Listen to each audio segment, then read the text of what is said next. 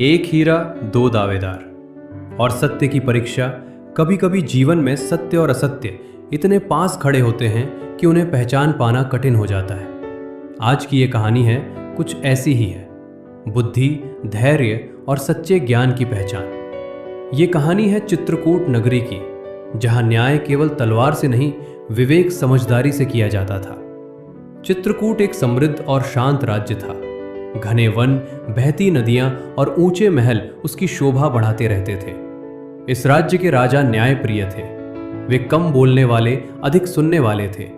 उनका विश्वास था कि सच्चा राजा वही होता है जो सबसे पहले स्वयं को परखे।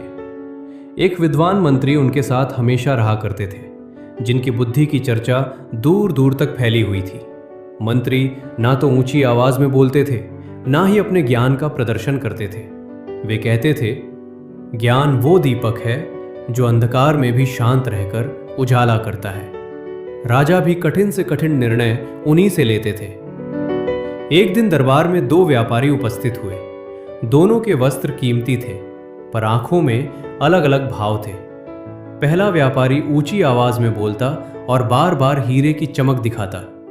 दूसरा व्यापारी कम बोलता, पर उसकी आंखों में विश्वास था। दोनों एक ही हीरे पर अपना अपना दावा कर रहे थे। पहला व्यापारी बोला, महाराज, ये हीरा मेरी पीढ़ियों की धरोहर है। दूसरा बोला, महाराज, ये हीरा मेरे व्यापार की ईमानदारी का प्रमाण है। राजा ने दोनों की बात सुनी, पर सच्चाई स्पष्ट नहीं थी। सबूत अधूरे थे और सत्य छुपा हुआ था। राजा ने कहा, इस विवाद का निर्णय हमारे विद्वान मंत्री करेंगे। मंत्री ने हीरे को देखा, जैसे केवल उसकी चमक नहीं, उसका स्वभाव भी पढ़ रहे हों। फिर बोले, महाराज, मुझे एक दिन का समय दीजिए। उस रात मंत्री सोए नहीं।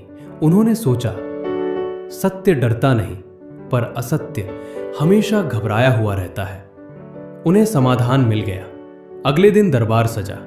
मंत्री के हाथ में हीरा था और सामने पानी से भरा कटोरा। सभी सांस रोके देख रहे थे। मंत्री ने बिना कुछ कहे हीरे को पानी में डाल दिया। पहला व्यापारी घबरा गया।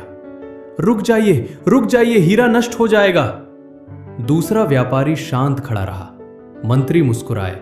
मंत्री बोले, जिसे हीरे का ज्ञान होता है वो ये जानता है कि पानी से हीरे को नुकसान नहीं पहुंचाता। राजा ने ये सब देखकर राजा ने निर्णय सुनाया।